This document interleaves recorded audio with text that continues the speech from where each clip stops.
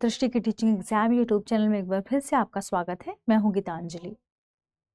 जैसा कि आप सभी जानते हैं, हम यहाँ यूजीसी नेट के ज्योग्राफी सेगमेंट पर चर्चा कर रहे हैं। यानी विगत वर्षों में यूजीसी नेट से जितने भी प्रश्न ज्योग्राफी के पूछे गए हैं, उन प्रश्नों पर हम यहाँ बेसिकली चर्चा करते हैं। उन प्रश्नों के आंसर को देखने की कोशिश करते हैं। उन प्रश्नों से जुड़े हुए फैक्ट क्या हो सकते हैं, उन प्रश्नों में कंसेप्ट कौन कौन से इंपॉर्टेंट है, उन कंसेप्ट को कैसे समझा जाए, उस कंसेप्ट को भी हम यहाँ समझने जानने की कोशिश करते हैं। ठीक है, इससे पहले भी हमने जितने भी प्रश्न PYQ सेशन ज्योग्राफी के यूजीसी नेट से जुड़े हुए हल किए हैं, उनमें हमने देखा कि सबसे पहले हमने एक खास सेगमेंट खत्म किया।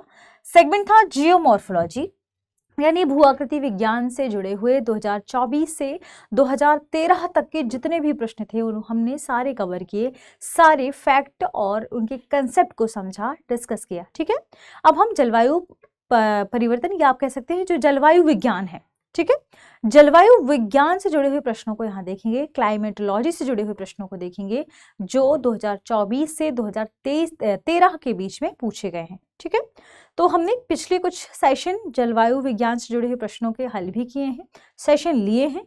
आप चाहें तो दृष्टि टीचिंग एग्जाम यूट्यूब चैनल पर विजिट करिए, आपको वो सारे प्रश्न या आप कह सकते हैं लगभग 5 या 6 सेशन हैं जो PYQ किससे जुड़े हुए हैं, जलवायु विज्ञान से, आपको मिल जाएंगे। इसी सीरीज को आगे बढ़ाते हुए हम यूजीसी नेट के जलवायु विज्ञान से जुड़े हुए शेष प्रश्नों को देखते हैं। ठीक है, और आगे बढ़ते हैं, देखते हैं आज का पहला प्रश्न है, बाढ़ में कमी लाने के लिए निम्नलिखित में से कौन सा से गैर संरचनात्मक उपाय या उपायों को प्रयुक्त किया जाता है। ठीक है, देखिए प्रश्न में सबसे पहली बात, दो चीजें इंपॉर्टेंट है। एक तो बाढ़ में कमी लाने के लिए, ठीक है, दूसरी बात ये पूछा गया है कि गैर संरचनात्मक उपाय, है ना, तो ध्यान रखिए दोनों चीजें इंपॉर्टेंट है। अब इसमें एक है आर्द्र भूमि को बनाए रखना, ऑप्शन दूसरा कथन है तटबंधों और बाढ़रोधी दीवारों के निर्माण द्वारा तट किनारों से ऊपर अतिवाह की रोकथाम, तीसरा है बाढ़ के बारे में भविष्यवाणी और चेतावनी सेवाएं, और चौथा है आपदा राहत, बाढ़ का प्रतिरोध करना और सार्वजनिक स्वास्थ्य उपाय। ठीक है, नीचे दिए गए विकल्पों से सही उत्तर का चयन करना है। आपके पास ABCD स्मॉल 4 ऑप्शन है। ठीक है, ए है केवल 1 और 2, बी है केवल 1 और 3, सी है केवल 2, 3 और 4, ऑप्शन डी है केवल 1, 3 और 4। यूजीसी नेट के मार्च 2023 वाले प्रश्न पत्र में इस प्रश्न को पूछा गया था। देखिए बाढ़ हम सभी जानते हैं, नदियों का जलस्तर जब बढ़ जाता है तो जलस्तर के बढ़ने की वजह से बहुत सारे स्थलीय भूभागों को बाढ़ का पानी कवर कर लेता है ना, अवसादों को बहाकर वहां तक ले जाता है। वहां यानी आप कह सकते हैं कि जो रहने योग्य स्थान भी है वहां भी पानी चला जाए जब, तो उसे हम बाढ़ की अवस्था कहते हैं। ठीक है, यानी जब पानी की अधिकता हो जाए किसी क्षेत्र में, जिससे जानमाल की हानि भी होती है। अब इसको कम करने के लिए, यानी बाढ़ की कमी लाने के लिए गैर संरचनात्मक उपाय, गैर संरचनात्मक उपाय का मतलब है वे उपाय जो किसी संरचना या किसी स्ट्रक्चर को बनाने से जुड़े हुए नहीं है, क्योंकि संरचनात्मक उपायों में क्या होता है, किसी न किसी संरचना का निर्माण किया जाता है, किसी स्ट्रक्चर को बनाने के लिए कार्य किया जाता है। ठीक है, तो जब संरचना का निर्माण होगा, या मान लीजिए तट बनाए जा रहे हैं, तटबंध बनाए जा रहे हैं, किसी खास क्षेत्र में नए नए बांध बनाए जा रहे हैं, तो जब ऐसी स्थितियां होती हैं तो ये संरचनात्मक उपाय होते हैं। क्यों? क्योंकि इन्हें बनाने के लिए काफी समय खर्च होता है और पैसे भी खर्च होते हैं। पैसों के माध्यम से उनकी बनावट या संरचना रची जाती है और इसमें काफी समय भी लगता है ना, 1-2 वर्षों तक कई बार समय लगता है, और इससे ज्यादा तो लगता ही है कई बार। ठीक है, तो ये जब गैर संरचनात्मक उपायों की बात करेंगे तो गैर संरचनात्मक उपायों में कौन सी चीजें शामिल हो जाएंगी, इसमें शामिल होगा कि कहीं किसी स्थान में बाढ़ आने वाली है, अब वहां पर लोग रह रहे हैं, ऐसी संभावना है कि उस स्थान पर बाढ़ आ सकती है, तो पहले से ही भविष्यवाणी कर दी जाए, पहले से ही लोगों को अलर्ट कर दिया जाए, चेतावनी दे दी जाए, लोगों को उसके लिए प्रशिक्षित कर दिया जाए, तो ये गैर संरचनात्मक जो उपाय हैं उनमें शामिल नहीं होते हैं। अब देखिए, अब हमारे पास जो 4 ऑप्शन है उसमें आर्द्र भूमि को बनाए रखना, ये गैर संरचनात्मक उपाय में शामिल है आर्द्र भूमि यानी दलदली भूमि को बनाए रखना, ताकि वहां पर जो बाढ़ आदि है उसकी थोड़ी सी कमी हो जाए। ठीक है, अब दूसरा है तटबंधों और बाढ़ रोधी दीवारों के निर्माण। देखिए, जहां पर तटबंधों और बाढ़ रोधी दीवारों के निर्माण की बात आएगी, इसका मतलब ये संरचनात्मक हो गया, तो यह इसमें शामिल नहीं होगा। तीसरा, बाढ़ के बारे में भविष्यवाणी चेतावनी, ये गैर संरचनात्मक उपायों में शामिल होगा। और चौथा, आपदा राहत, बाढ़ का प्रतिरोध करना और सार्वजनिक स्वास्थ्य उपाय, ये भी क्या है, ये भी गैर संरचनात्मक उपाय में शामिल है, क्योंकि यहाँ कहीं अस्पताल के निर्माण की बात नहीं की जा रही, ये कहा जा रहा है सार्वजनिक स्वास्थ्य उपाय, लोगों को कैसे आप वहां पर स्वास्थ्य के उपाय बताएंगे। ठीक है, तो यहाँ पहला, तीसरा और चौथा शामिल है। देखिए, पहला, तीसरा, चौथा कहां पर है, ऑप्शन डी में, तो ऑप्शन डी इस प्रश्न का सही जवाब होगा। ठीक है, आगे बढ़ते हैं। अगला प्रश्न है, कोरियोलिस बल के संबंध में निम्नलिखित में से कौन से कथन सही है। ठीक है, कोरियोलिस बल इंपॉर्टेंट है। ठीक है, पहला कथन है कोरियोलिस बल पृथ्वी के सापेक्ष सभी गतियों में उपस्थित है। दूसरा कथन है कोरियोलिस बल भूमध्य रेखा पर अधिकतम व ध्रुवों पर शून्य होता है। तीसरा कथन है कोरियोलिस बल की शक्ति गति के साथ परिवर्तित होती है और अक्षांश के साथ घटती भी है। और चौथा कथन है कोरियोलिस बल के कारण हुए विचलन की मात्रा पृथ्वी के घूर्णन देशांतर वस्तु के अनुसार भिन्न होती है। अब देखिए, नीचे दिए गए विकल्पों से आपको सही उत्तर का चयन करना है। देखिए, जब हम कोरियोलिस बल की बात करते हैं तो ये बात हमें पता है कि कोरियोलिस बल क्या है। कोरियोलिस बल, पृथ्वी अपने अक्ष पर घूम रही है ना, घूर्णन करती है। तो जब पृथ्वी अपने अक्ष पर घूमती है तो जो वायु आसपास है, वायु की जो दिशा है उसमें विक्षेप उत्पन्न होता है। आप समझिए, आपके ट्रेन से जा रहे हैं ना, जब आप ट्रेन से जा रहे हैं तो आसपास आपको वायु का बहुत तेजी से झोंका समझ में आता है। ठीक ऐसे ही पृथ्वी जब ऐसे घूमती है, इस घूमने के क्रम में जो वायु की दिशा उसमें विक्षोभ उत्पन्न होता है, विपरीत दिशा में किसी भी दिशा में देखिए विक्षोभ उत्पन्न होगा। तो वो जो बल उस विक्षेप को उत्पन्न करने के लिए कार्य कर रहा है वही कोरियोलिस बल है। कोरियोलिस बल पृथ्वी पर किसी भी वस्तु पर कार्य करता है, जैसे बुलेट से निकली हुई गोली पर, आप जेट चला रहे हैं उस पर, ठीक है, पक्षी उड़ रहा है उस पर, विमान जो उड़ान के लिए उड़ान भर रहा है उस पर, इन सभी पर कोरियोलिस बल कार्य करता है। यानी आप क्या कह सकते हैं, कोरियोलिस बल पृथ्वी के सापेक्ष सभी गतियों में उपस्थित है। दूसरा, जब हम कोरियोलिस बल की बात करेंगे तो ये मान लीजिए पृथ्वी है और पृथ्वी अपने अक्ष पर क्या हो रही है, घूम रही है, पश्चिम से पूर्व की ओर। अक्ष पर घूमने के क्रम में हम क्या देखते हैं कि यहां पर इस दिशा में क्या होगा, पृथ्वी अक्ष पर घूम रही है। सबसे ज्यादा फर्क कहां पर पड़ेगा इस बात का ध्यान रखिए, कोरियोलिस बल भूमध्य रेखा पर क्या होगा, भूमध्य रेखा पर शून्य होगा, या आप कह सकते हैं बिल्कुल कम या शून्य, जबकि ध्रुवों पर अधिक होगा। इसका ज्यादा प्रभाव यहां पड़ेगा। तो यहां पर दूसरा कथन गलत हो जाएगा, क्योंकि इसमें क्या लिखा है, भूमध्य रेखा पर अधिकतम, जबकि भूमध्य रेखा पर शून्य बिल्कुल कम और ध्रुवों पर होगा अधिक। ठीक है, ध्रुवों पर अधिकतम, तो दूसरा कथन गलत है। दूसरा कथन गलत हो जाने पर देखिए ए ऑप्शन और बी ऑप्शन एलिमिनेट हो जाता है। अब आपके पास सी और डी ऑप्शन ही बचते हैं। तो अगला देखते हैं, कोरियोलिस बल की शक्ति गति के साथ परिवर्तित होती है और अक्षांश के साथ घटती है। जैसे जैसे आप बढ़ेंगे आपको क्या प्रतीत होगा, जैसे जैसे आप ऊपर की ओर जाएंगे आपको लगेगा कोरियोलिस बल कहीं ना कहीं आपको बढ़ता हुआ प्रतीत हो रहा है, लेकिन नहीं, ऐसा नहीं होता। ध्यान रखिएगा कि ये बात सही है कि कोरियोलिस बल की शक्ति गति के साथ परिवर्तित होती है। क्यों गति के साथ परिवर्तित होती है, जितनी तीव्र गति से पृथ्वी घूमेगी उसके आसपास जो वायु है उसमें विक्षोभ बढ़ता जाएगा, यानी कोरियोलिस बल बढ़ रहा है ना। तो तीसरा कथन क्या हो जाएगा, यहाँ सही हो जाएगा। चौथा कथन यहाँ गलत है। दरअसल कोरियोलिस बल के कारण हुए विचलन की मात्रा पृथ्वी के घूर्णन देशांतर और वस्तु के अनुसार भिन्न नहीं होती। ठीक है, तो 1 और 3 ही यहाँ पर क्या है, सही है। तो ऑप्शन डी इस प्रश्न का सही जवाब होगा। ठीक है, आगे बढ़ते हैं। अगला प्रश्न है, जलवायु परिवर्तन संबंधी अध्ययनों के लिए निम्नलिखित में से कौन से प्रॉक्सी आंकड़ों के स्रोत, प्रॉक्सी मतलब छद्म, यानी आप कहीं ना कहीं इनका सहारा तो लेते हैं लेकिन ये एग्जैक्ट नहीं है। ठीक है, तो प्रॉक्सी आंकड़ों के स्रोत हैं। अब पूछा क्या जा रहा है, जलवायु परिवर्तन संबंधी अध्ययनों के लिए, देखते हैं क्या है। ए है ऐतिहासिक दस्तावेज, दूसरा है समुद्र तलीय अवसाद, तीसरा है उपग्रही डेटा और चौथा है जीवाश्म पराग। नीचे दिए गए विकल्पों से सही उत्तर का चयन करना है। ऑप्शन ए है केवल 1 और 3, ऑप्शन बी है केवल 2 और 3, ऑप्शन सी है केवल 1, 2 और 4, ऑप्शन डी है केवल 3 और 4।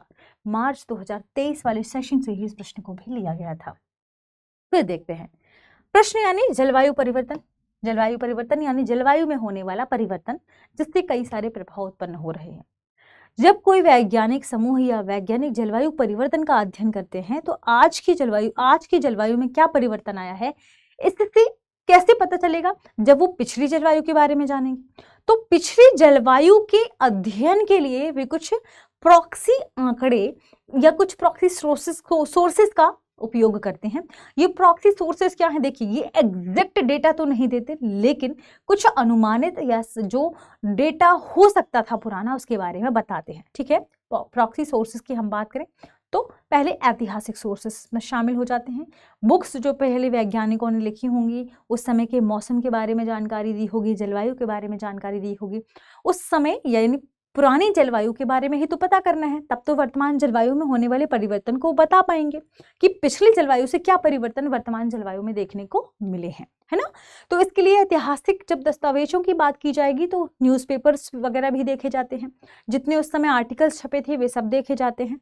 पुराने किन्हीं वैज्ञानिकों ने कोई किताब लिखी होगी, कुछ किताब छापी होगी, उस समय उन्होंने जलवायु के बारे में क्या वर्णन किया, क्या आंकड़े दिए थे, वे सारी चीज़ें वो सारी मैप वगैरह उसी से प्राप्त होता है। फिर उस आधार पर आगे की या वर्तमान जलवायु में होने वाले जो परिवर्तन है पिछले से देखे जाते हैं। ठीक है, तो ये हो गए ऐतिहासिक सोर्सेस। ठीक है, देखिए, यानी आप कह सकते हैं कि ऐतिहासिक दस्तावेज प्रॉक्सी आंकड़ों में शामिल है। ठीक है, दूसरा है समुद्र तलीय अवसाद। समुद्र तलीय अवसाद दरअसल वैज्ञानिक समूह जलवायु परिवर्तन का अध्ययन करने के लिए जो समुद्र में अवसाद इकट्ठा होता है, क्यों?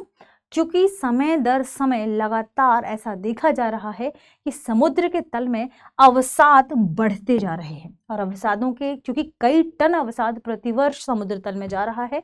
समुद्र तल में जो अवसाद जा रहा है, वैज्ञानिक समूह कई नीचे तक ड्रिल करके, खुदाई करके इससे प्राप्त होने वाले जो जीवाश्म हैं, इन सब चीज़ों का अध्ययन करते हैं, और इन अध्ययनों के आधार पर भी वे अपना डेटा प्रस्तुत करते हैं।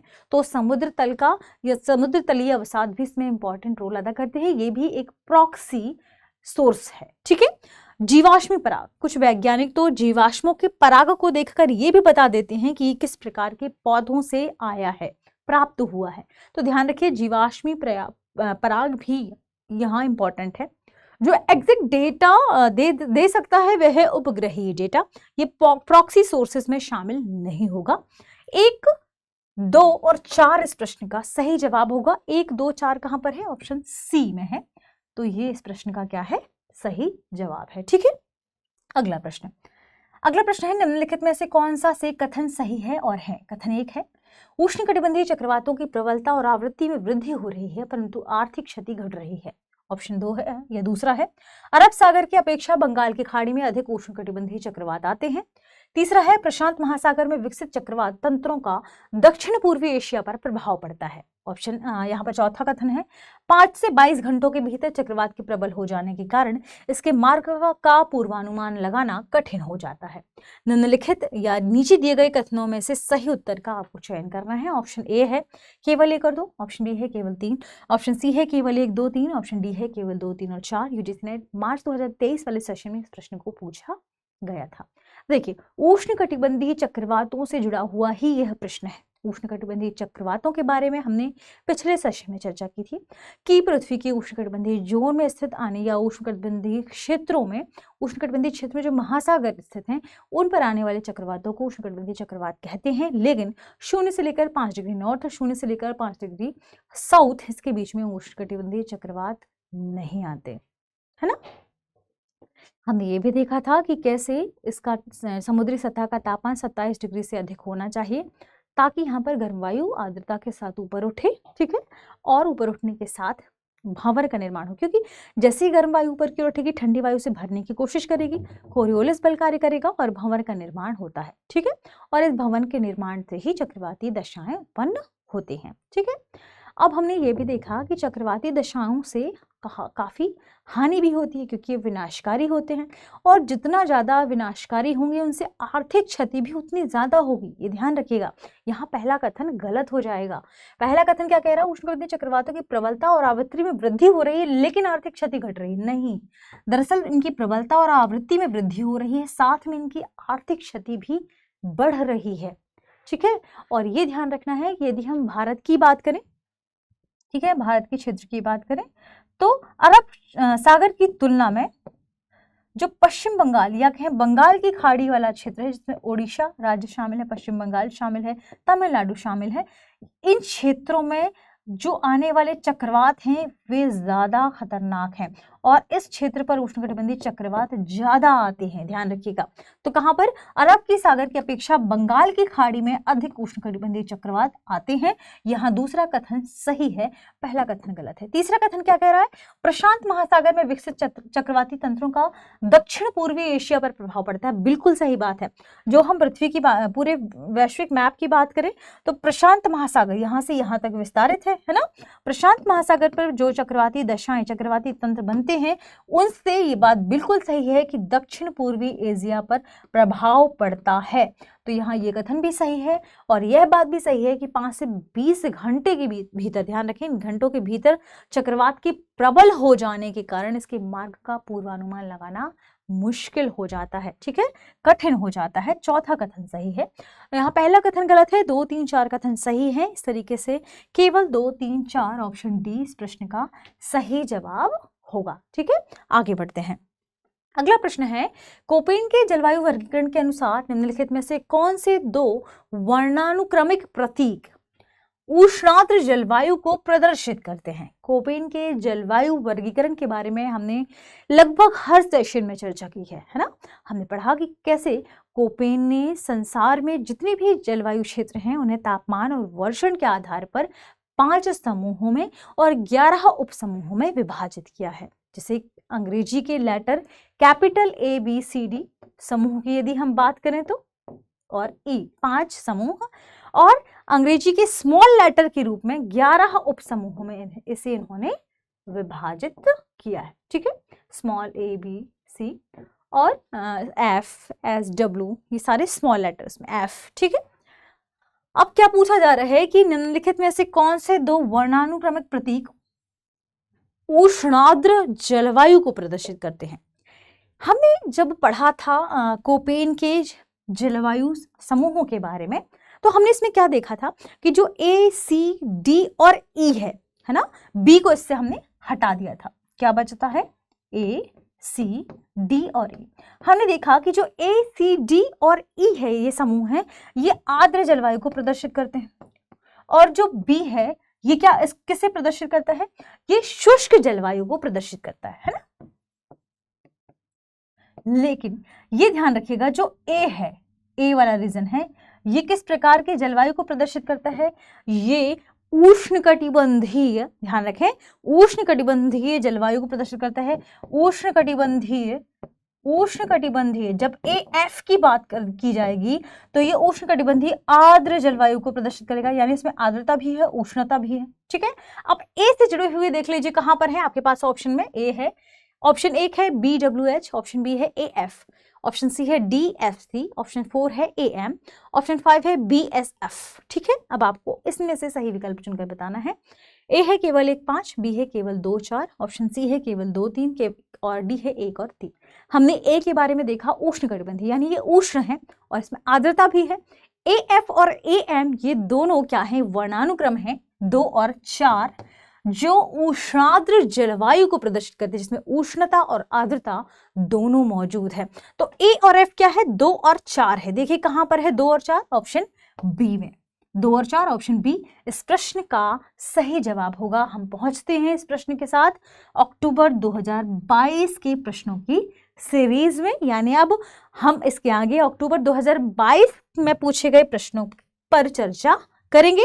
वर्ष 2023 और 24 के प्रश्नों को हमने लगभग हल कर लिया है। ठीक है, अब 22 से हम आगे क्रम को पीछे के क्रम में आगे बढ़ेंगे। ठीक है, चलिए मिलते हैं अगले सेशन में। आप सभी पढ़ते रहें, रिवीजन करते रहें।